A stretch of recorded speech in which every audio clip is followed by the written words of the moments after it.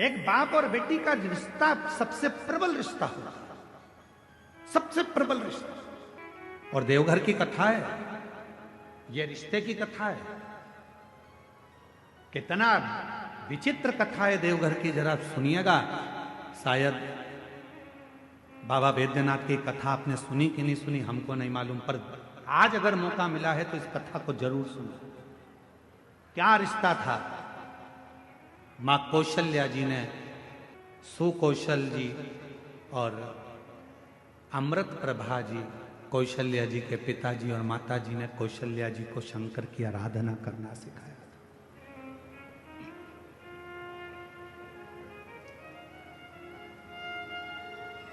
कौशल्या मैया शिव जी की आराधना में ली। कहते हैं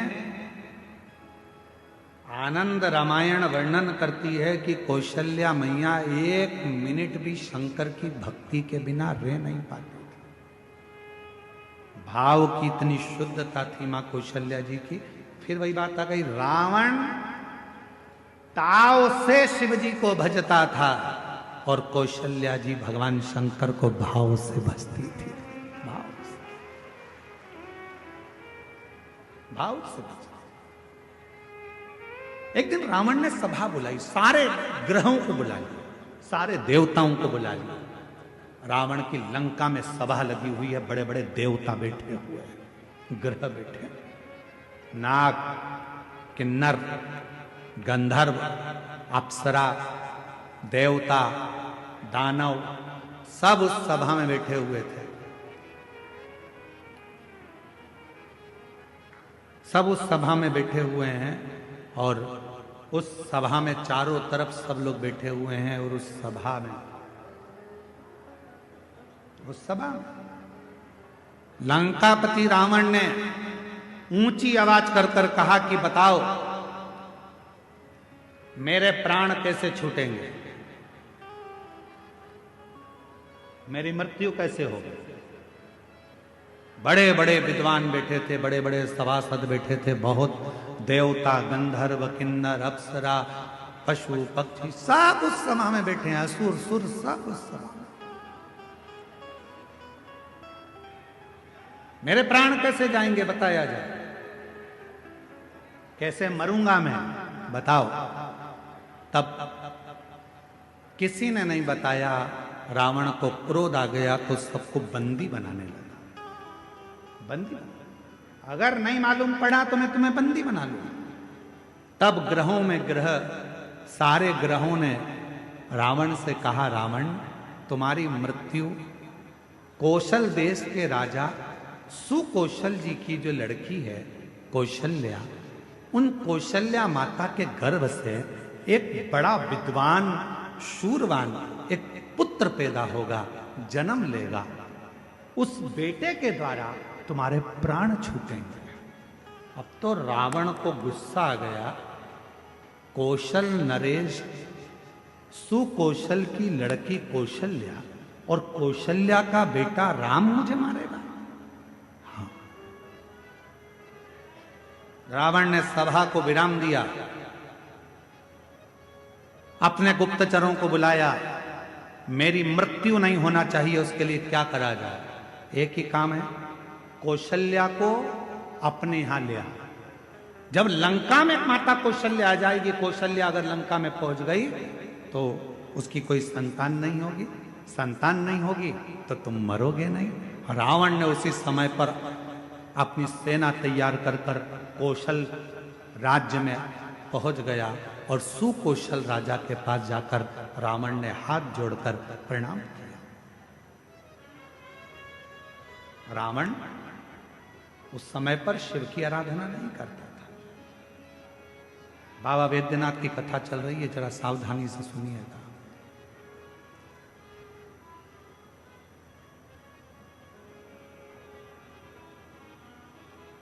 रावण उस समय शिव की आराधना नहीं करता था। सुकौशल जी ने देखा कि लंका का राजा रावण आया है, बड़ा प्रबल वीर। लंकेश आइए। कैसे आना हुआ? सुकौशल जी ने जब पूछा तो रावण ने कहा कि हमको आपकी बेटी कौशल्या चाहिए। आप अपनी पुत्री कौशल्या को लंका ले जाने की आदेश दें। सुकौशल जी मुस्कुराकर बोले कि बेटी हमारी है, पर हमारी बेटी की आज्ञा के बिना हम कोई निर्णय नहीं ले सकते, कोई नहीं।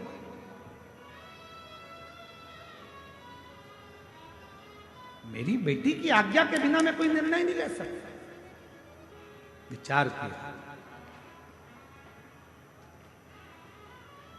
रावण ने पूछा तुम्हारी बेटी कहां है?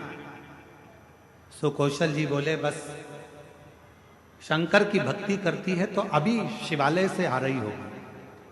जो सामने से बेटी को आते हुए देखा तो कौशल्या इतनी सुंदर थी, माता कौशल्या इतनी सरल थी, माता कौशल्या। शिव का जो भक्त होता है उसमें सहजता, सरलता, नम्रता अपने आप दिखती है, उसको दिखाया नहीं जाता। सरल, शिव जैसा भोला, शंकर जैसा सहज। लंकापति रावण ने कौशल्या जी को देखा तो कहा आप ही कौशल्या? हाँ। सुकौशल जी की बेटी हो? हाँ। हम आपको लंका ले जाने के लिए। मुझे लंका? हाँ। कौशल्या जी कहने लगी मैं तो लंका नहीं जाऊंगा, मैं लंका नहीं जाऊंगा। रावण कहने लगा तुम मुझे जानती नहीं हो कौशल्या,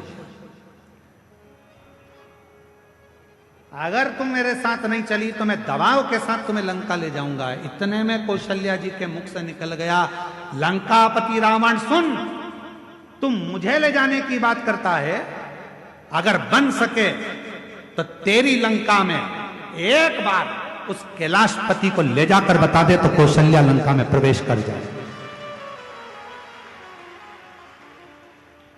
तू एक बार उस कैलाशपति को तेरी लंका में ले जाकर बता दे तो ये मां कौशल्या जी कर रही हैं कि ये कौशल्या तेरी लंका में प्रवेश कर जाएगी। रावण हंसकर बोला वो कैलाश पर रहने वाला शंकर, वो शंकर। अगर तुम बोलती कि विष्णु जी को लेकर जाओ तो बड़ी बात थी, तुम कहती कि ब्रह्मा जी को लेकर जाओ तो बड़ी बात थी, शंकर जी तो मैं अभी उनको लेकर आ। और रावण गया देवाधिदेव महादेव की आराधना में बैठ गया, साधना में बैठ गया। शिव जी प्रसन्न नहीं हुए। अब बताओ भाव में बैठा था कि ताव में बैठा था? भाव में नहीं बैठा ना, काय में बैठा था? ताव में। अब मैं ले जाकर मानूंगा। लग गया रावण पीछे। शंकर भगवान प्रसन्न नहीं हुए। तब रावण को लगा कि ऐसे नहीं मानेंगे। रावण ने अपना शीश काट कर देना प्रारंभ कर दिया। 9 शीश कट गए रावण के। 10वां शीश था। शिव जी सामने आकर खड़े हो गए। रावण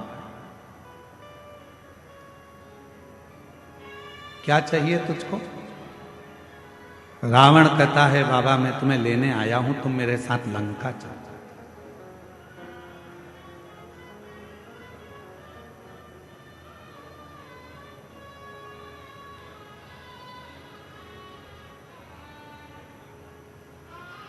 शिव जी कहने लगे ऐसे तो मैं लंका जा नहीं सकता, मैं लंका ऐसे जा नहीं सकता, चलना तो पड़ेगा। रावण जिद पर अड़ गया। तब देवाधिदेव महादेव ने मां पार्वती जी से जाकर कहा कि लंकापति रावण मुझे लेने के लिए आया। शिव जी कहते हैं कि मैं नहीं जा सकता, मैं जानता हूं, पर पार्वती तुम बताओ क्या? जगत जननी जगदम्बा पार्वती जी ने कहा प्रभु आप इस कैलाश को छोड़कर, इस भूमि को छोड़कर आप लंका नहीं जाओगे। तब भगवान शंकर जी ने कहा कुछ तो करना पड़ेगा। पार्वती जी कहती हैं आप जानो क्या करना है। शिव जी ने रावण से कहा मैं खुद तो नहीं जा सकता पर मेरा ये स्वरूप एक शिवलिंग के रूप में तुझे देता हूं, तू इसको लेकर चल जा, तू लेकर चल। शिवलिंग मेरा स्वरूप है, लेकर जा। रावण कहने लगा ठीक है, आप अपना शिवलिंग दे दीजिए। शंकर भगवान का प्रतिबिंब स्वरूप शिवलिंग शिव जी ने उठाकर रावण को दे दिया और रावण से कहा, सुन रावण, ये शिवलिंग तू जहां रख देगा उठने वाला नहीं, ले जा इसको। सूचना मिल गई मां पार्वती को। पार्वती को सूचना मिल गई कि शिव जी एक लिंग की आकृति में रावण के साथ लंका जा रहा है। रावण के साथ लंका, शिवलिंग। पार्वती की आंखों से जल बहने लगा। शिवजी ने पूछा, पार्वती तू रो रही है, तेरी आंखों में जल भरा है? हां। क्यों? जो मेरे हृदय में विराजमान था वो आज शिवलिंग की आकृति धारण कर कर लंका जा रहा है। ये शिवलिंग तो मेरा दिल है, मेरे हृदय में शिवलिंग है, और तुम उसको लंका भेज रहे हो।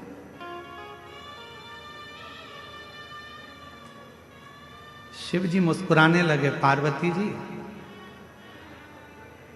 प्यार अगर पक्का होता है तो कोई जा नहीं सकता। बस इतना शंकर जी ने कहा और पार्वती जी समझ गई। पार्वती जी ने गणेश जी को बुलाया, गणेश शीघ्र आओ। गणेश जी ने कहा, मां आज्ञा करिए। गणेश जाओ, एक ग्वाले का रूप रख लो, तुम्हारा नाम होगा बेजू ग्वाला, और बेजू ग्वाला का रूप रखकर रास्ते में जाना। रावण संध्या करने के लिए रुकेगा, शिवलिंग तुम्हारे हाथ में देगा, थोड़ी देर उसके सामने पकड़ कर रखना, थोड़ी देर बाद जमीन पर रख देना। और सुनो गणेश, इस शिवलिंग को मैं बताऊंगी वहां रखना। जी मां, आज्ञा आपकी। रावण संध्या करने के लिए रुका, सोचा कि इस शिवलिंग को कहां रखूं। गणेश जी ग्वाले का रूप रखकर डंडा हाथ में लेकर घूमते फेटा बांध कर आ गए। ओ महाराज क्या बात है? महाराज कहने लगे, मुझे संध्या करना है, ले ये शिवलिंग को पकड़ ले, जमीन पर मत रखना। ठीक है, मैं अब भी आया हूं संध्या कर कर। जो गणेश जी के हाथ में, बेजू ग्वाले के हाथ में शिवलिंग दिया। गणेश जी ने मां से पूछा, मां आप बताओ शिवलिंग कहां रखूं? माता पार्वती ने कहा, जब मैं सती बनकर जन्मी थी, जब मैं सती बनकर जन्मी थी, ये शिवलिंग मेरे हृदय में बसता है। जब मैं सती बनकर जन्मी थी, मेरे पिता दक्ष प्रजापति के यज्ञ में पहुंची थी और यज्ञ कुंड में मैंने प्राणों को त्याग दिया था। मेरे पति शंकर भगवान ने मेरा शरीर कंधे पर धारण कर तांडव किया था।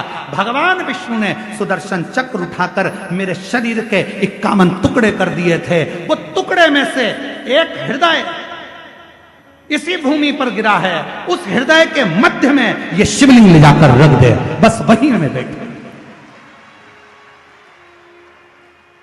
उस हृदय के मध्य में ये शिवलिंग रखाना चाहिए।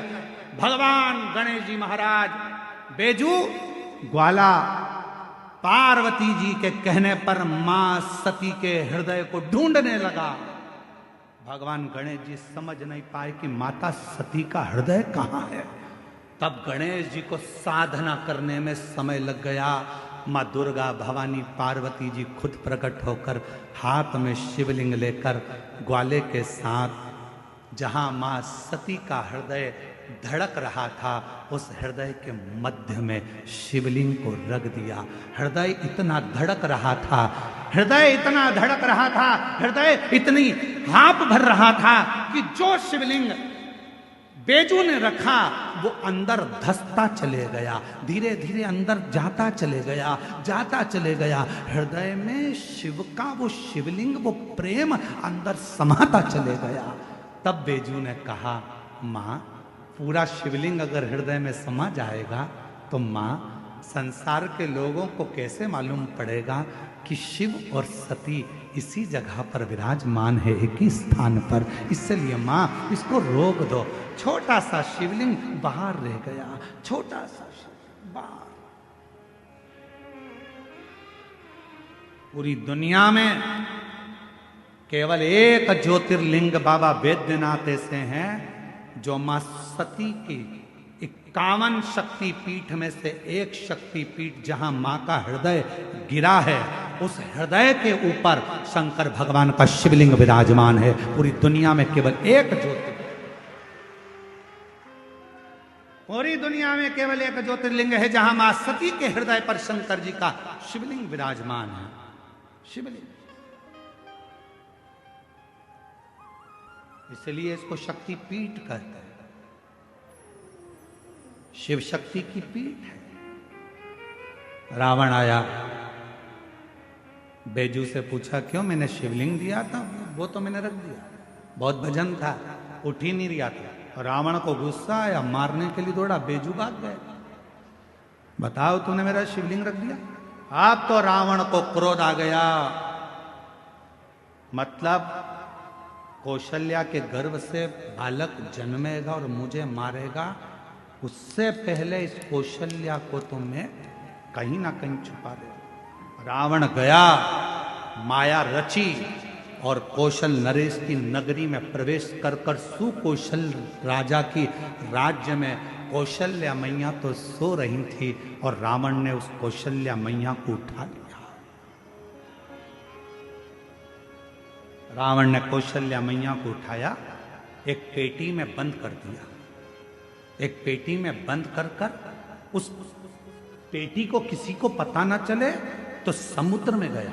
समुद्र में जाकर एक बड़े महामत्स्य को देखा, बड़ी मछली को देखा और मत्स्य से कहा महामत्स्य मुख खोल। महामत्स्य ने मुख खोला, रावण ने उसके मुख में वो पेटी रख दी और मत्स्य से कहा तू समुद्र में घूमता रहे। ये कौशल्या किसी को मिलने वाली नहीं, इतनी मछलियों में कौन जानेगा कि कौन सी मछली के मुंह में कौशल्या जी। प्रमाण कर। अब महामत्स्य जा रहा था, मछली जा रही थी, इतने में एक बड़ी, उससे भी बड़ी मछली महामत्स्य सामने आ गई। उससे उस मछली का झगड़ा होने लगा। झगड़ा होने लगा तो इस बड़ी मछली ने मुंह फाड़ा। मुंह फाड़ते से कौशल्या जी की वो पेटी समुद्र में गिर गई। गिरते गिरते वो पेटी एक टापू पर पहुंच गई। उस टापू पर पहुंची जहां पर राजा दशरथ पार्थिव शिवलिंग का पूजन कर रहे थे और उनको वो पेटी दिखी। पेटी को खोला गया, सुंदर कन्या दिखी। पूछा तुम कौन हो? मैं कौशल राजा की बेटी हूँ। कौशल राजा के यहाँ कौशल्या को पहुंचाया। कौशल राजा ने अपनी बेटी कौशल्या का विवाह दशरथ जी के साथ कर दिया और तब राम जी का सहज कहा। शिव की आराधना करने वाले को शिव की आराधना करने वाला मिलता, शिव की साधना करने वाले को शिव की साधना करने वाला मिलता। जो भगवान शिव को भजता है उसे शिव का भक्त ही प्राप्त हो।